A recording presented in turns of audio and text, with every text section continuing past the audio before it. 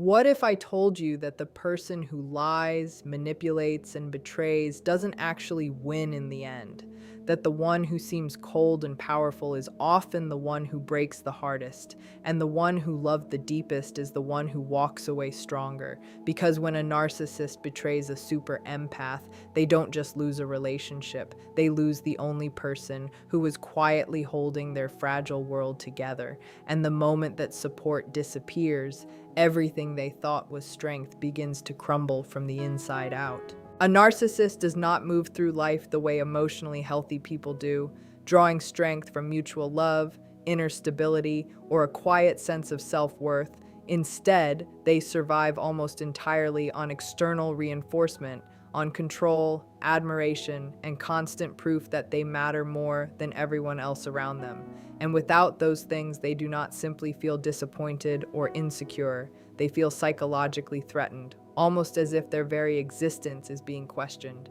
Because at their core, there is no solid identity holding them up, no steady internal voice saying, "I am enough." So they construct a false self, a carefully designed mask of superiority, charm, confidence, and power, and this mask must be fed every single day by other people's attention, praise, fear, or obedience, which is why control becomes so important to them, because control guarantees supply. It guarantees that the environment behaves the way they need it to behave. It guarantees that people react in predictable ways that protect their fragile ego. And when they control you, they control the story. They control how they are seen. They control whether they feel big or small, worthy or worthless, safe or exposed. And this is not simple bossiness or selfishness, but a deep psychological dependency that resembles addiction. Because just like someone who depends on a substance to feel normal, the narcissist depends on admiration to feel real. And when admiration is present, they seem energized, charismatic, almost magnetic. But when it is withdrawn, they become irritable, cold, anxious, or even cruel, because the withdrawal creates emotional panic. And you start to notice how every interaction quietly circles back to them, their achievements, their problems, their needs, their image, as if other people exist only as mirrors reflecting their importance. And this is why they micromanage conversations, rewrite history, dominate decisions, and subtly pressure others to agree with them, because disagreement feels like rejection, and rejection feels like annihilation. So they manipulate to avoid that unbearable feeling. They may flatter you, guilt you, gaslight you, or intimidate you, whatever strategy keeps them on top.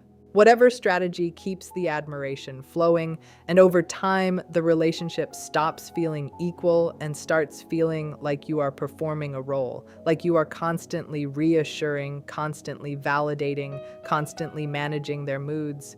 Because if you stop, even for a moment, they react as though you have betrayed them, which reveals how little emotional independence they actually have, since a healthy person can self-soothe, can reflect, can say, "I made a mistake," or "I'll be okay even if someone is upset with me."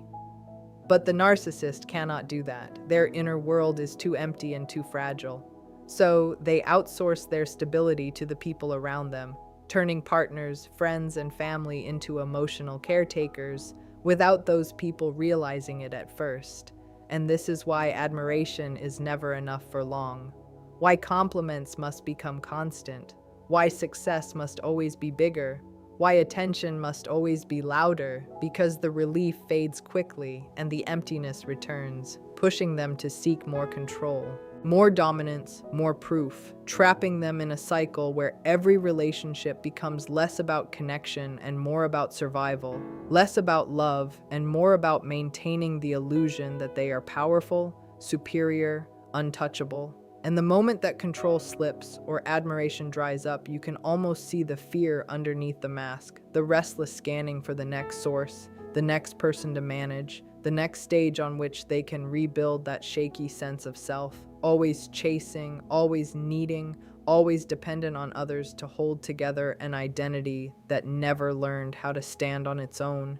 leaving them locked in a quiet desperation that they spend their entire lives trying to outrun while never fully understanding why the hunger inside never seems to go away and keeps demanding more and more and more and more. When a super empath enters the life of a narcissist, something powerful and almost magnetic happens, not because the narcissist suddenly learns how to love in a healthy way, but because they have finally found a person whose emotional depth, patience, and loyalty provide exactly the kind of psychological fuel they have been searching for their entire life. And what makes this connection so dangerous is that the super empath does not give care in small, cautious portions. They give fully, sincerely, and consistently. They listen longer, forgive faster, understand deeper, and stay when others would have already walked away, which means the narcissist experiences a level of acceptance they rarely receive from anyone else. And to them, this feels less like a relationship and more like security, like finally finding a steady power source that keeps their fragile self-image alive. Because every time the empath reassures them, supports them, or excuses their behavior, it quietly reinforces the illusion that they are special, misunderstood, or superior rather than accountable. And without realizing it, the empath becomes the narcissist's main supply, the primary mirror reflecting back admiration, validation, and emotional labor. So instead of developing their own stability, the narcissist leans even harder into dependency, expecting the empath to regulate their moods, calm their anger, repair their mistakes, and protect their reputation. And this is where the trap forms. Because the empath's greatest strengths, compassion, loyalty, and hope slowly become tools the narcissist relies on to avoid growth. And what looks like love from the outside is actually a one-sided emotional extraction, with the empath pouring energy in and the narcissist constantly taking it without true reciprocity. Yet the empath keeps giving because they believe people can change. They believe wounds explain behavior. They believe patience can heal almost anything. So they rationalize the red flags.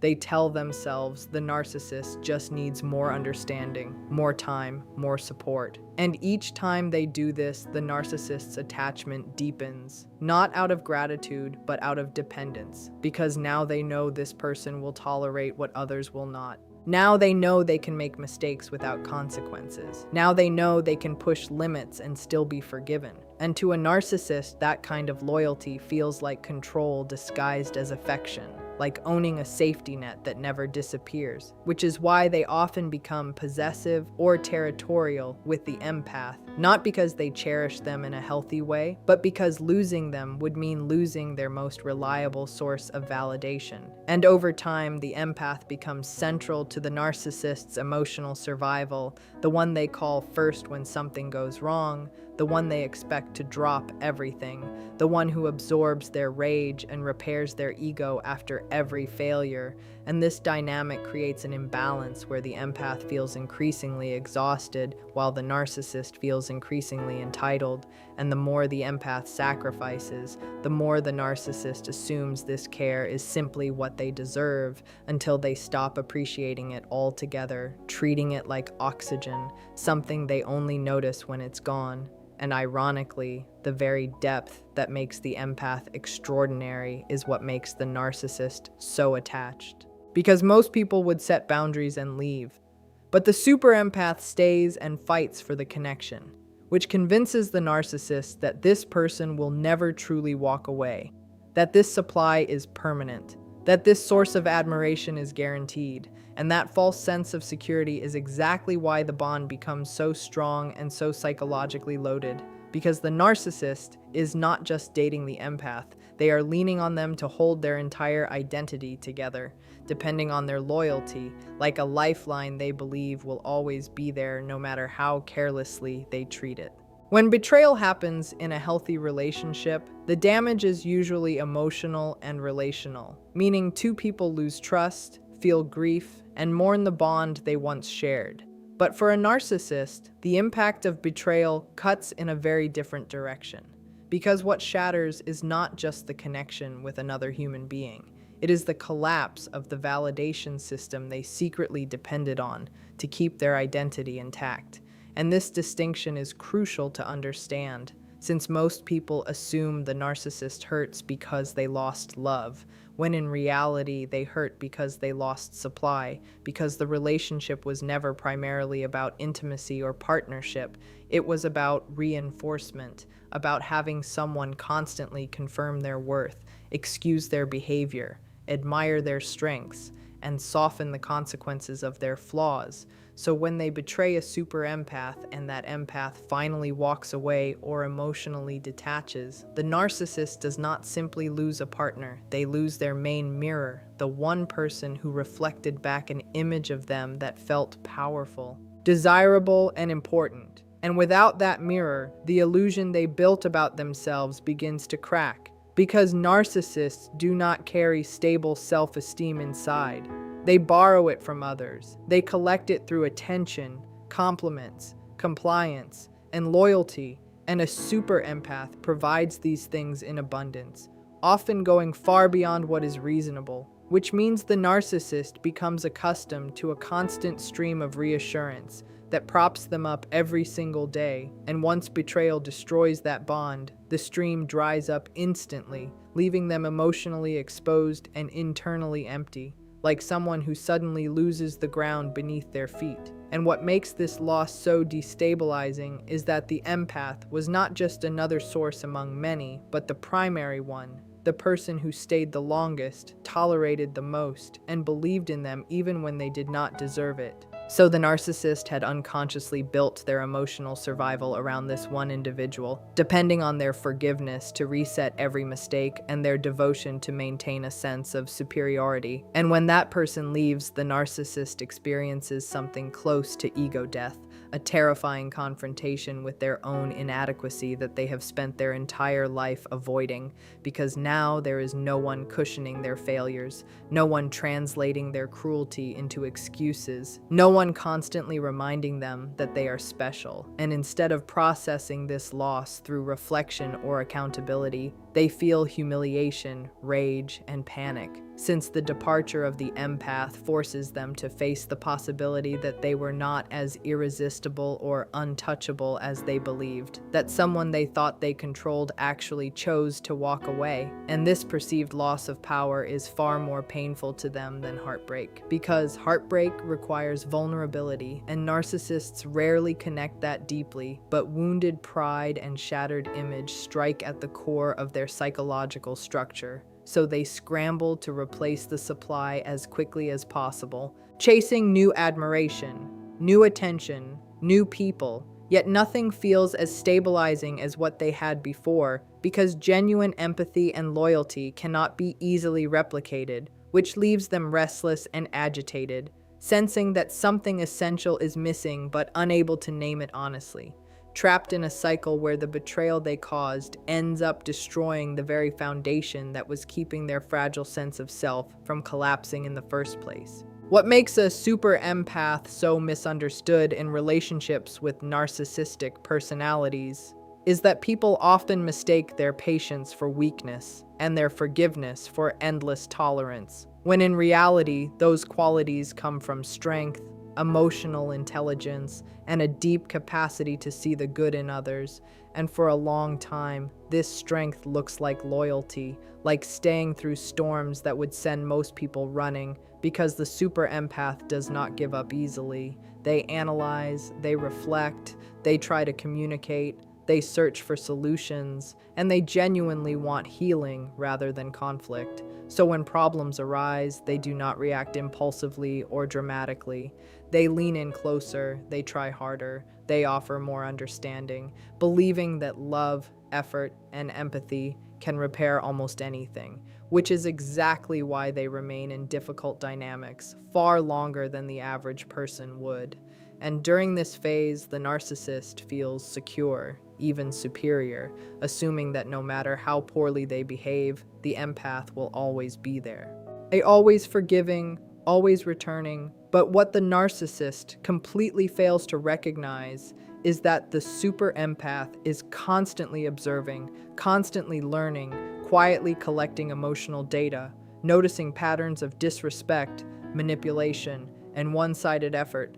And while they may not confront every issue immediately, internally, something is shifting, something is recalibrating, because each broken promise and each moment of gaslighting slowly erodes the emotional bond, not with loud explosions, but with quiet clarity. And this process is subtle, almost invisible, like water slowly wearing down stone, until one day the empath reaches a threshold, a private line that once crossed cannot be uncrossed.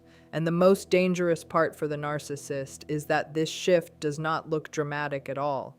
There is no screaming match, no revenge, no desperate plea for closure.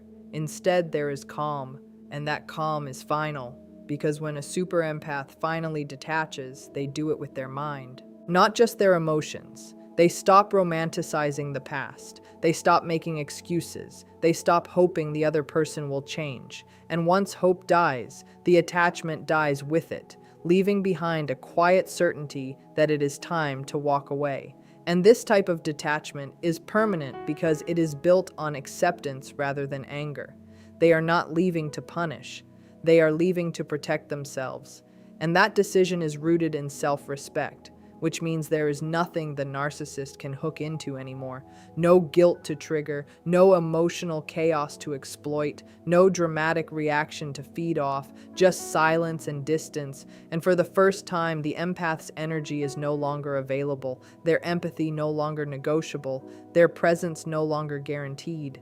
They become emotionally unavailable in a way the narcissist has never experienced before, responding politely but coldly, or sometimes not responding at all, creating a clean break that feels almost surgical. And this is what makes it so irreversible, because they are not acting from wounded pride that might soften later. They are acting from clarity, and clarity rarely backtracks. So while the narcissist expects the usual cycle of arguments and reconciliations, expecting the empath to return like they always have, they are shocked to discover there is nothing left to pull on.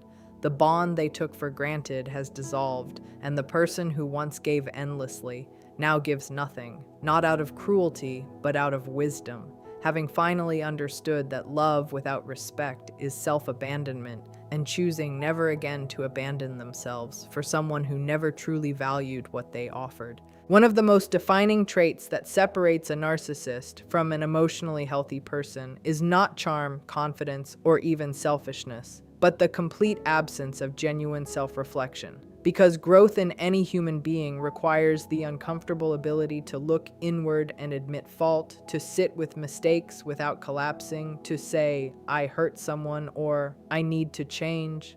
And while most people learn this skill through life experiences, heartbreak, and accountability, the narcissist never fully develops it, since their entire psychological structure is built around protecting a fragile ego at all costs. And the moment introspection threatens that ego, their mind automatically deflects, denies, or rewrites reality to avoid shame, which means they are not incapable of thinking about themselves. They think about themselves constantly, but they do it in a defensive way, always casting themselves as the victim, the misunderstood hero, or the superior one surrounded by flawed people. So when something goes wrong, they do not ask what they contributed to the problem. They ask who can be blamed. And this pattern becomes especially destructive after they lose a super empath, because instead of recognizing that their manipulation, betrayal, or emotional neglect pushed away the one person who loved them deeply, they construct a narrative that protects their pride, telling themselves the empath was too sensitive, too demanding, too dramatic, or not good enough. And these stories are not harmless excuses, but survival mechanisms that shield them from confronting the truth, because the truth would force them to face their own inadequacy. And inadequacy feels unbearable to someone whose self-worth is already hanging by a thread. So rather than processing grief in a healthy way, learning from the loss, and evolving into a better partner, they double down on the same behaviors that caused the damage in the first place, repeating familiar cycles with new people, idealizing them at first, extracting validation, then devaluing and discarding when reality sets in, never stopping long enough to examine the common denominator in all their failed relationships, which is themselves. And without reflection, there can be no healing, because healing requires awareness, and awareness requires humility. Two things the narcissist instinctively resists, so their pain never transforms into wisdom the way it does for others. It just hardens into resentment, bitterness, and blame, making them feel stuck and perpetually wronged by life.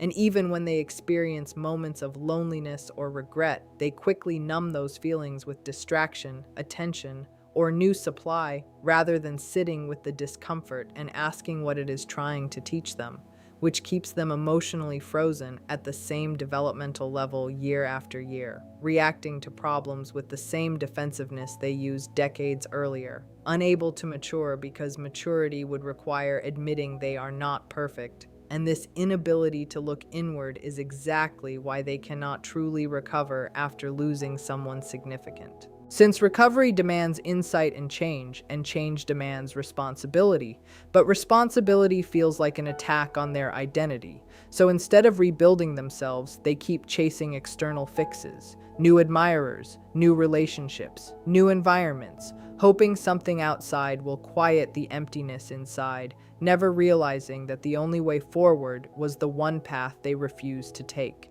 The quiet, honest confrontation with themselves that could have set them free but remains the one thing their ego will not allow them to face. When a narcissist loses a super empath, the pain that follows is often misunderstood by outsiders because it can look dramatic, obsessive, or even romantic, yet it is rarely heartbreak in the true emotional sense, since heartbreak comes from losing connection, intimacy, and shared vulnerability. And those are things the narcissist never fully allowed themselves to experience in the first place.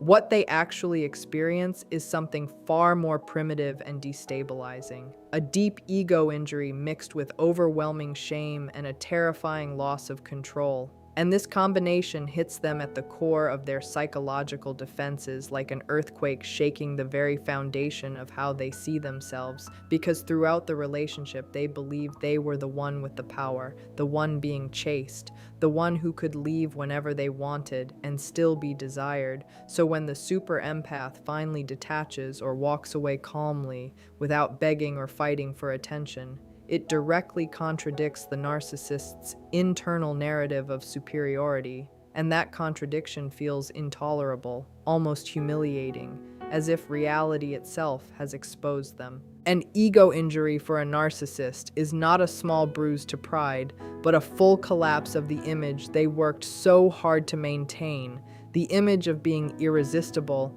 important, and in control. So instead of thinking, I miss this person because I loved them, their mind screams, how dare they leave me? How could they stop choosing me? What does this say about me?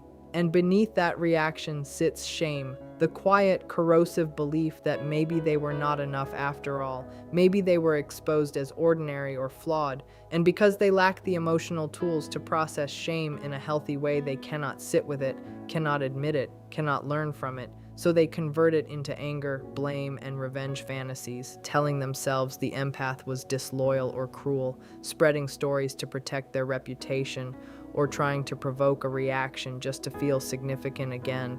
And at the same time, the loss of control makes everything worse. Because during the relationship, they controlled the emotional temperature, the pace, the rules, deciding when to give affection and when to withdraw it. And this control kept them feeling safe.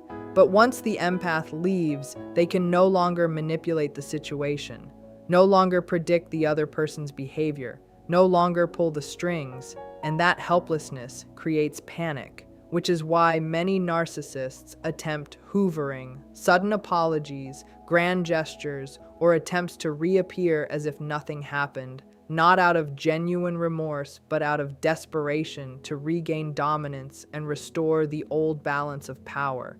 And when those attempts fail, the panic turns into resentment, because every day that the empath thrives without them is proof that they were not indispensable, that they were not the center of someone's world. And this reality clashes so violently with their inflated self-image that they would rather rewrite history than accept it, convincing themselves they never cared while secretly obsessing, pretending they are happier while constantly checking for signs of the empath's life, stuck in a loop where shame fuels anger and anger fuels more destructive behavior, preventing any real healing. So instead of grieving and moving forward like an emotionally healthy person, they remain psychologically trapped at the moment of loss, replaying it, resisting it, fighting it internally, unable to recover, not because they loved too deeply, but because their ego was wounded too deeply, and their sense of control was stripped away in a way they simply do not know how to survive without. In the end, what this entire story reveals is something most people never expect, because we grow up believing the one who manipulates, lies, and betrays always walks away untouched, while the one who loves deeply is the one left broken. But when a narcissist crosses paths with a super empath, the outcome quietly flips, and the very qualities that once looked like softness, compassion, and patience become the empath's greatest protection, while the narcissist's arrogance, control, and emotional avoidance become the seeds of their own downfall. Because the empath may hurt at first, they may cry, they may question themselves, but they reflect, they learn, they strengthen their boundaries, and step by step they rebuild a life rooted in self-respect and clarity. Whereas the narcissist never truly rebuilds anything, since rebuilding would require accountability. And accountability would mean admitting fault. So instead, they stay trapped in the same cycle, chasing validation, blaming others, repeating the same patterns with different faces, wondering why nothing ever feels stable or satisfying, and what looked like confidence is exposed as dependency. What looked like power is exposed as fear, and what looked like indifference is exposed as emptiness. Because losing a super empath does not simply remove a partner from their life. It removes the one person who held their fragile identity together, the one person who tolerated their chaos and still offered unconditional support. And once that source is gone, the illusion collapses, leaving them alone with themselves, something they have avoided their entire lives. While the empath walks forward lighter, wiser, and stronger, no longer carrying someone else's emotional weight, no longer shrinking to protect someone else's ego, finally understanding that love should feel safe and mutual, not draining and one-sided, and that realization becomes freedom. So the true ending is not revenge or bitterness, but contrast. One person evolving and rising into peace, the other remaining stuck in restlessness and regret, proving that empathy, when paired with boundaries, is far more powerful than manipulation, and that the one who betrays a genuine heart does not win anything at all. They simply lose the only thing that ever made them feel whole, and spend the rest of their life trying to replace something that can never truly be replaced.